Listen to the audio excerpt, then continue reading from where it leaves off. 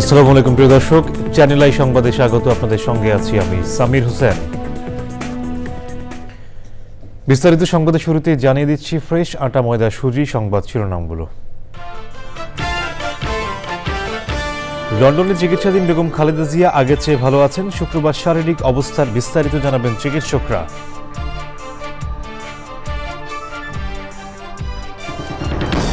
July August গণহত্যায় Sheikh Hasina সহ জড়িতদের call record পাওয়া গেছে বলছে প্রসিকিউশন। খতিয়ে দেখতে ফরেনসিক পরীক্ষার অনুমতি।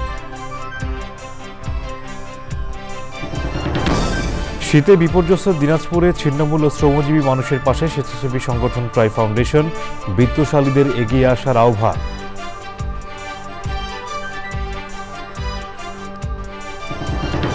এবং বিপিএল সিলেট পর্বে খুলনা টাইগার্সকে হারিয়ে পয়েন্ট টেবিলের শীর্ষে রংপুর রাইডার্স। 2 দিন বিরতির পর 16 জানুয়ারি চট্টগ্রাম পর্ব শুরু।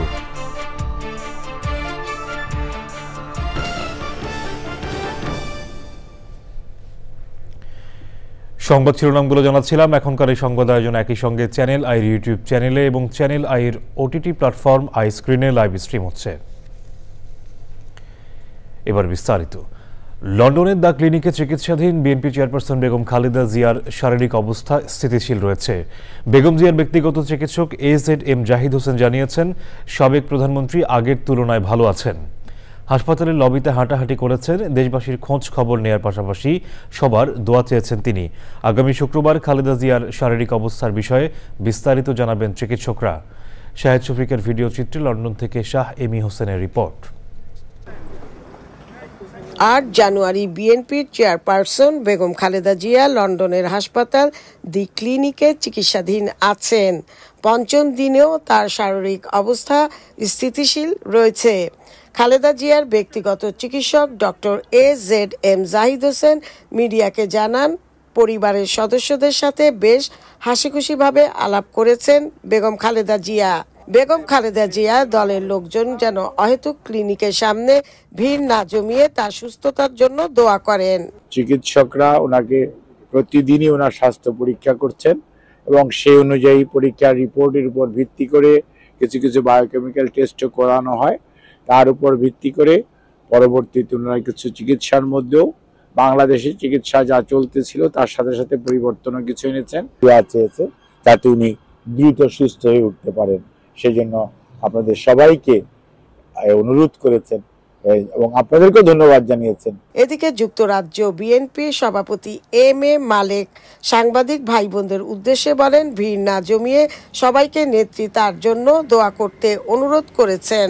আগামী শুক্রবারের ভিতরে আপনারা ফাইনাল, যেটা আমাদের ডাক্তার বলেছেন, আপনারা ফাইনাল রিপোর্ট পাবেন। আমরা দোয়া কামনা করছি আপনাদের মাধ্যমে সারা বিশ্বের বাংলা ভাষাভাষী মানুষের কাছে এবং টোটাল মুসলিম উম্মার কাছেও আমরা দোয়া চাচ্ছি যে বেগম খালেদার জন্য আপনারা দোয়া করবেন। আজ 5মবারের মতো বেগম খালেদা জিয়ার এই ক্লিনিকে পরীক্ষা নিরীক্ষা চলছে। তার ব্যক্তিগত চিকিৎসক ডক্টর জাহিদ হোসেন আজকে প্রেস মিডিয়াকে জানান যে তার পরীক্ষা নিরীক্ষা চলছে এবং বোর্ড বসেছে এই হাসপাতালে। তবে খুশির কথা হচ্ছে, বেগম খালেদা জিয়া দেশবাসীর কাছে দোয়া চেয়েছেন এবং তিনি এই হাসপাতালের লবিতে হাঁটাহাঁটি করছেন। তিনি দেশের লোকজনের খোঁজ খবর নিচ্ছেন দলের লোকজনদের কাছ থেকে। দি ক্লিনিকের সামনে থেকে শাহ এমি হোসেন, চ্যানেল আই, লন্ডন। আন্তর্জাতিক অপরাধ ট্রাইব্যুনালের প্রসিকিউশন আদালতে বলেছে, জুলাই আগস্ট গণহত্যার অভিযোগে শেখ হাসিনা সহ জড়িতদের গুরুত্বপূর্ণ কল রেকর্ড পাওয়া গেছে। তবে ওই রেকর্ড অভিযুক্তদের কিনা তা পরীক্ষা করতে ফরেনসিক টেস্টের অনুমতি দিয়েছেন আদালত। তথ্য প্রমাণ পাওয়ার ক্ষেত্রে অসহযোগিতার কথা আদালতে বললেও পরে চিফ প্রসিকিউটর বলেন, ধীরে তথ্য প্রমাণ পাচ্ছেন, তবে তা অসহযোগিতা নয়।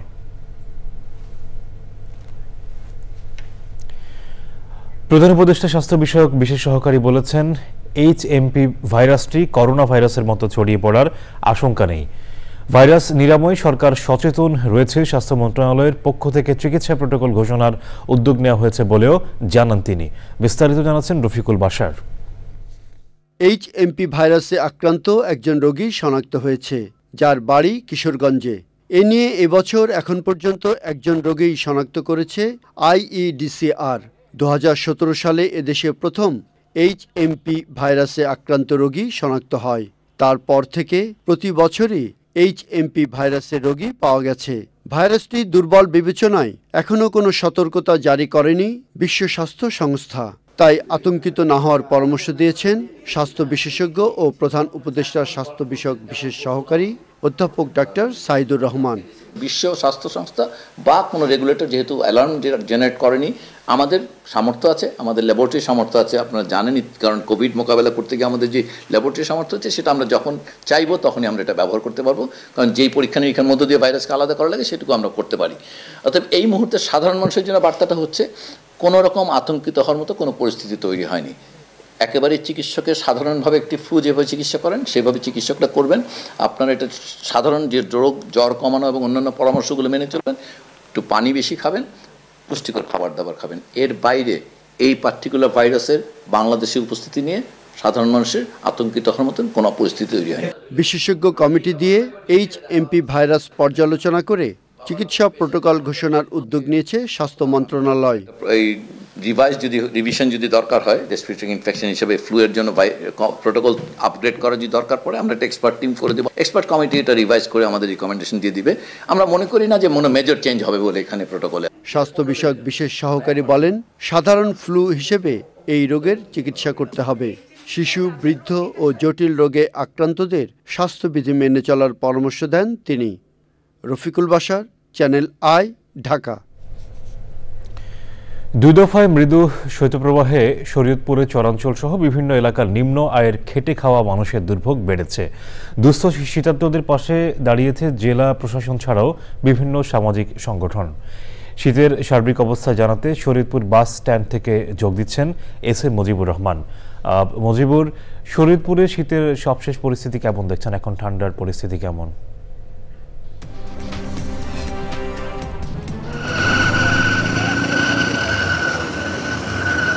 হ্যাঁ সামির, আপনি যেমনটি বলছিলেন, দুই দফা মৃদু শৈত্যপ্রবাহের কারণে শরীয়তপুরের চরাঞ্চল সহ নিম্ন আয়ের খেটে খাওয়া মানুষ বেশ বিপাকে পড়েছেন। তো আমরা যেটি দেখতে পেয়েছি, গত 3 দিন থেকে সূর্যের দেখা মেলায় কিছুটা শৈত্যপ্রবাহের এবং শীতের যে প্রকোপ সেটা কিছুটা সেখান থেকে মানুষ নিস্তার পেয়েছে। তবে এই দুস্থ শীতার্তদের পাশে দাঁড়িয়েছেন জেলা প্রশাসন, জেলা পুলিশ ও প্যাকপ্যাক্স ক্লাব অফ শরীয়তপুর সহ বিভিন্ন সামাজিক সংগঠন। তো এই খেটে খাওয়া যে মানুষ এবং দুস্থরা তারা বলছেন যে এই যে তাদের যে কম্বল বিতরণ, তাদের শীতবস্ত্র বিতরণ, সেটি আসলে তাদের চাহিদার তুলনায় অপ্রতুল। এটিকে আরও যদি বাড়িয়ে দেওয়া যায় তাহলে যে সমস্ত খেটে খাওয়া মানুষ আছে তারা হয়তো এই শীতের হাত থেকে কিছুটা হলেও রক্ষা পাবেন। এদিকে জেলা প্রশাসন জানিয়েছে ইতিমধ্যে তারা দুর্যোগ ও ত্রাণ মন্ত্রণালয়ের মাধ্যমে 5000-এর অধিক কম্বল বিতরণ করেছেন। জেলা পুলিশের পুনাক সংগঠন থেকে তারাও 5 শতাধিক কম্বল বিতরণ করেছেন। এবং যদি এই শৈত্যপ্রবাহ আরও বাড়ে এবং শীতের প্রকোপ আরও বাড়ে তাহলে তারা আরও কম্বল বিতরণ করবেন। তো এদিকে আরও একটি বিষয় জানিয়ে রাখা ভালো, যেটা হচ্ছে যে আমাদের এই যে গত 2 সপ্তাহে যে শৈত্যপ্রবাহ হয়েছে, সেই শৈত্যপ্রবাহের মধ্যে আমাদের শরীয়তপুর মাদারীপুর অঞ্চল মিলে সর্বশেষ 10.5 ডিগ্রি সেলসিয়াস ছিল। তো আশা করা যাচ্ছে যদি শৈত্যপ্রবাহ মৃদুই থাকে তাহলে হয়তো আর বৃদ্ধি পাবে না এবং সাধারণ মানুষও হয়তো এটা ধীরে ধীরে তাদের স্বাভাবিক জীবনযাপনে ফিরে আসতে পারবে। হ্যাঁ সামির, এই ছিল শরীয়তপুর থেকে সর্বশেষ। মুজিবুর, আপনাকে ধন্যবাদ আমাদের সঙ্গে যুক্ত হয়ে এই তথ্যগুলো জানিয়ে দেওয়ার জন্য। তীব্র শীতে বিপর্যস্ত দেশের উত্তরের জেলা দিনাজপুরের মানুষের জীবনযাত্রা যুবথুবু হয়ে পড়েছে। হতদরিদ্র, ছিন্নমূল ও খেটে খাওয়া শ্রমজীবী মানুষ। এমত অবস্থায় একটু উষ্ণতা দিতে অসহায় মানুষের পাশে এসে দাঁড়িয়েছে স্বেচ্ছাসেবী সংগঠন ট্রাই ফাউন্ডেশন। বিস্তারিত শাহ আলম শাহির রিপোর্টে। দীর্ঘ 20 বছরের ধারাবাহিকতায় দেশের বিভিন্ন জেলার পাশাপাশি দিনাজপুরে অসহায়, দরিদ্র ও শীতার্ত মানুষের পাশে দাঁড়িয়েছে স্বেচ্ছাসেবী সংগঠন ট্রাই ফাউন্ডেশন। 2 শতাধিক মানুষকে দিয়েছে শীতবস্ত্র, কম্বল। তীব্র শীতে গরম কাপড় পেয়ে কৃতজ্ঞতা জানিয়েছেন এসব অসহায় ও দরিদ্র মানুষ। আমরা কখনো পাইনি, আমরা পাইছি,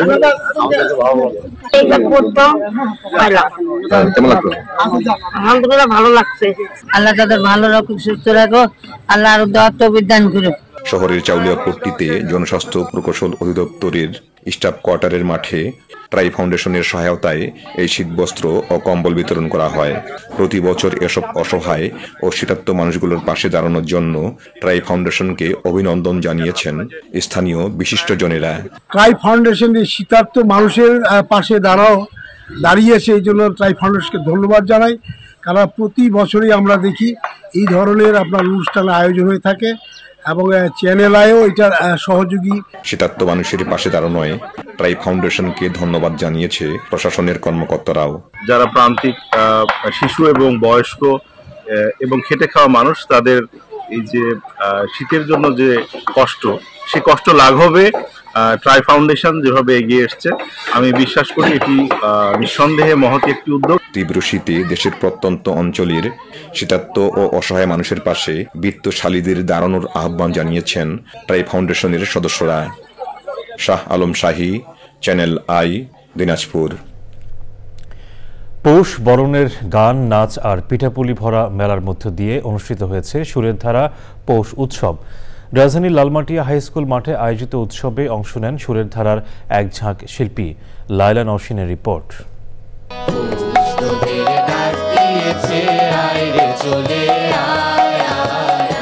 পৌষ বর্ণের গান আর মাটির টানে ফেরার আহ্বানে সুরের ধারার পৌষ উৎসব 1431। শুরুতে গানের তালে তালে র্যালি আর এক ঝাঁক শিল্পীর শীতের আগমনী গান। অনুষ্ঠানে ভার্চুয়ালি অংশ নেন সুরের ধারার প্রতিষ্ঠাতা বিশিষ্ট রবীন্দ্রসঙ্গীত শিল্পী রেজনা চৌধুরী বন্যা। আগামীতেও দেশের সাংস্কৃতিক পরিসরে এমন আয়োজন চালিয়ে নিয়ে যাওয়ার প্রত্যাশা বরেণ্যই শিল্পীর কণ্ঠে। সকলের সাথে মিলেমিশে পথ চলতে হয়, ভালোবাসায়, স্নেহে, সহমর্মিতায়। সে কাজটি আমরা ভবিষ্যতেও চালিয়ে নিয়ে যেতে চাই এবং আমি বিশ্বাস করি যে আপনারা আমাদের সাথে থাকবেন। আমরা আমাদের এই কর্মকাণ্ড চালিয়ে নিয়ে যাব। পরে প্রদীপ প্রজ্বলন করে আনুষ্ঠানিকভাবে পৌষ উৎসবের সূচনা করেন বিশিষ্টজনেরা। আমরা কখনো আমাদের শেকড়কে ভুলে যেতে চাই না। আমরা অবশ্যই বিশ্ব মানব হতে চাই, কিন্তু তার আগে বাঙালি হতে চাই। এই পৌষ হচ্ছে আমাদের ফসলের, এই পৌষ হচ্ছে আমাদের কৃষিতে যে শ্রমিকরা কাজ করে তাদের শ্রমের। অনুষ্ঠানে শীতের পিঠাপুলির আয়োজন নিয়েছিলেন উদ্যোক্তারা। Laila Nowshin, channel I, Dhaka. বিরতির পর আবারও আমন্ত্রণ।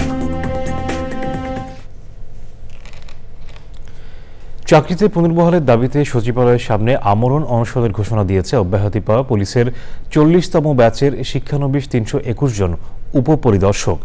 অন্যায়ভাবে চাকরি থেকে অব্যাহতি দেওয়া হয়েছে বলে অভিযোগ তাদের। শহীদুল্লাহ রাজুর রিপোর্ট। সকাল 10:30 থেকে সচিবালয়ের সামনের সড়কে অবস্থান নেয় সারদা পুলিশ একাডেমিতে প্রশিক্ষণ চলাকালে শৃঙ্খলা ভঙ্গের দায়ে অব্যাহতিপ্রাপ্ত পুলিশের 40তম ক্যাডেট ব্যাচের শিক্ষানবিশ এসআইরা। চাকরিতে পুনর্বহালের দাবিতে গত 5 ও 6 জানুয়ারি সচিবালয়ের সামনে কর্মসূচি পালন করেন তারা। সে সময় স্বরাষ্ট্র সচিবের পক্ষ থেকে আশ্বাস দেওয়া হলেও দৃশ্যমান কোনো অগ্রগতি না হওয়ায় আবারও তাদের অবস্থান কর্মসূচি।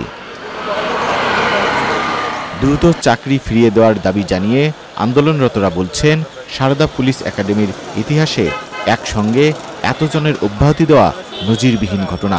যদি মনে হয় যে আমি বিশৃঙ্খলা করেছি, তো সেখানে আমাদের সাথে পানিশমেন্টের ব্যবস্থা আছে। এক্সট্রা ড্রিল 1 ঘন্টার জন্য দিতে পারবে। আমরা একটা জিনিস বুঝে ওঠার আগেই আমাদের সাথে এমন ইনজাস্টিসটা হয়েছে। আমাদের দাবি একটাই, আমাদেরকে 321 জনকে অতি দ্রুত চাকরিতে পুনর্বহাল করা হোক।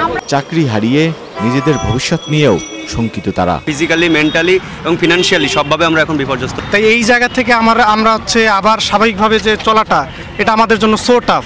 আমি পরিবারের হাল ধরবো এবং আমি দেশ সেবায় নিয়োজিত হবো, এরকম একটা সময় যখন জব চলে যায়, আসলে হতাশারও নিচে যদি কোনো একটা ওয়ার্ড থাকে সেটা।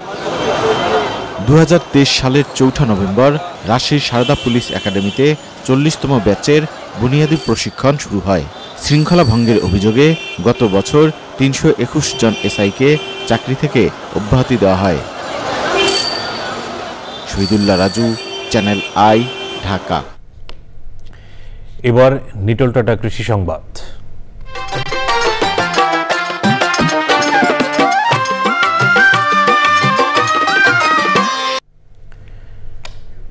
যশোরে প্রচলিত পদ্ধতি বাদ দিয়ে সমলয় পদ্ধতি ও আধুনিক যন্ত্রের সাহায্যে ধান চাষে কৃষকদের আগ্রহ বাড়ছে। এই পদ্ধতির ফলে ধান চাষে শ্রমিক সংকট কেটেছে, পাশাপাশি উৎপাদন খরচ কমা ও সময় বাঁচায় এ ধরনের চাষাবাদে আগ্রহী হচ্ছেন জেলার কৃষকরা।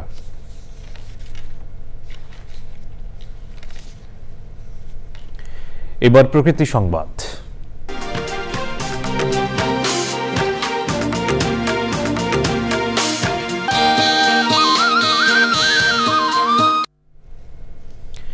দখল ও দূষণে মরাখালে পরিণত হয়েছে পাবনার পদ্মকোল। একটু বৃষ্টিতে জলাবদ্ধতায় চরম দুর্ভোগে পড়েন স্থানীয় বাসিন্দারা। ময়লা আবর্জনার দুর্গন্ধে পরিবেশ দূষণের পাশাপাশি হুমকিতে জনস্বাস্থ্য। এমন অবস্থায় ঐতিহাসিক ইছামতি নদীর মুখ হিসেবে পরিচিত পদ্মকোল খাল দখল ও দূষণমুক্ত করতে উদ্যোগ নিয়েছে জেলা প্রশাসন। সংশ্লিষ্টদের প্রত্যাশা, এমন উদ্যোগে প্রাণ ফিরে পাবে শহরের গুরুত্বপূর্ণ এই খালটি।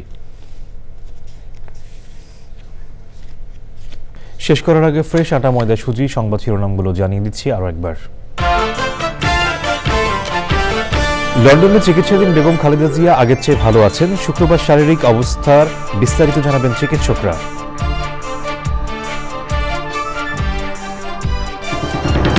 জুলাই আগস্ট গণহত্যায় শেখ হাসিনা সহ জড়িতদের কল রেকর্ড পাওয়া গেছে বলছে প্রসিকিউশন। খতিয়ে দেখতে ফরেনসিক পরীক্ষার অনুমতি।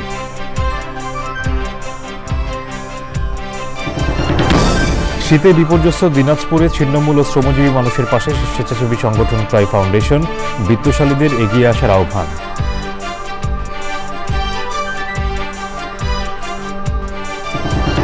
এবং বিপিএল সিলেট পর্বে খুলনা টাইগার্সকে হারিয়ে পয়েন্ট টেবিলের শীর্ষে রংপুর রাইডার্স। 2 দিন বিরতির পর 16 জানুয়ারি চট্টগ্রাম পর্ব শুরু।